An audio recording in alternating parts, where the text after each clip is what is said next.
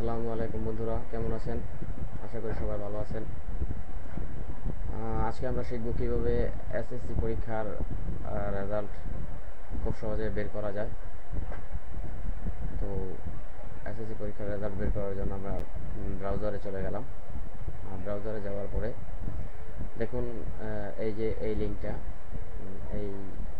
লিঙ্কটা আমাদের এখানে লিখে সার্চ দিতে হবে। চিন্তার কোনো কারণ নেই। কেউ যদি লিঙ্কটা বুঝতে না পারেন তাহলে লিঙ্কটা আমি আমার ডেসক্রিপশনে দিয়ে দেবো, কোনো সমস্যা নেই। আপনারা ওখান থেকে কপি পেস্ট করে কাজ করতে পারবেন।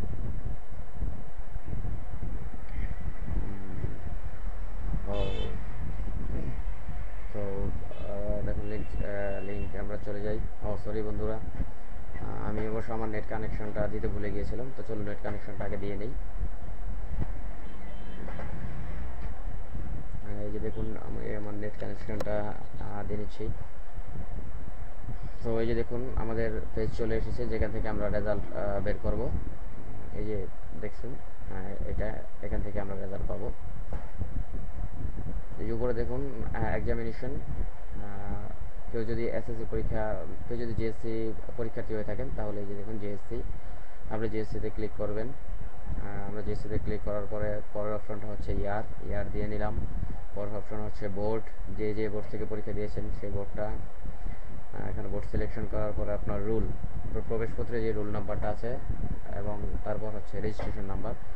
আপনার প্রবেশপত্রে যে রেজিস্ট্রেশন নাম্বারটা আছে সেটা দিয়ে দিবেন। এখানে দেওয়ার পরে সবার লাস্ট যে অপশনটা আছে এখানে দেখুন 4+2 লেখা আছে। 4+2 মানে এখানে আপনার ইকুয়াল দেওয়া আছে 4 এবং 2, দুটো যোগ করে যা হবে, এখানে যত সংখ্যায় থাকুক যোগ করে যা হবে সেটা এখানে দিয়ে বাস সাবমিট করে নেবেন। সাবমিটে দিলেই আপনার রেজাল্ট বের হয়ে যাবে। এটা গেল জিএসসি এবং জিডিসি ক্ষেত্রে।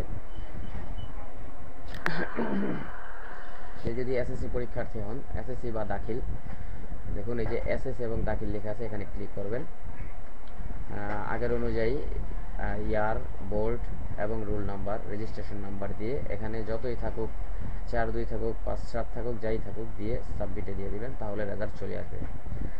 তবে এক্ষেত্রে আপনাদের একটা জিনিস খেয়াল রাখতে হবে, জিডিসি বা জিএসসি যারাই পরীক্ষার্থী হন, যদি কেউ মাদ্রাসাতে পরীক্ষা দিয়ে থাকেন, সেক্ষেত্রে আপনাকে বোর্ডের এই যে দেখুন, বোর্ডের এই জায়গায় অবশ্যই আপনাকে মাদ্রাসা সিলেক্ট করতে হবে। মাদ্রাসা সিলেক্ট করে রুল নাম্বার এবং রেজিস্ট্রেশন নাম্বার দিয়ে সাবমিটে দিতে হবে যদি মাদ্রাসা পরীক্ষার্থী হন সেক্ষেত্রে।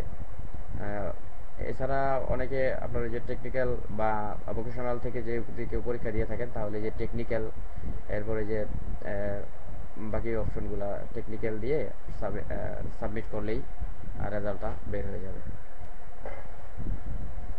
Registration number, board. তো বন্ধুরা, আমরা শিখলাম কিভাবে রেজাল্ট বের করা যায় খুব ইজিলি এবং সহজে।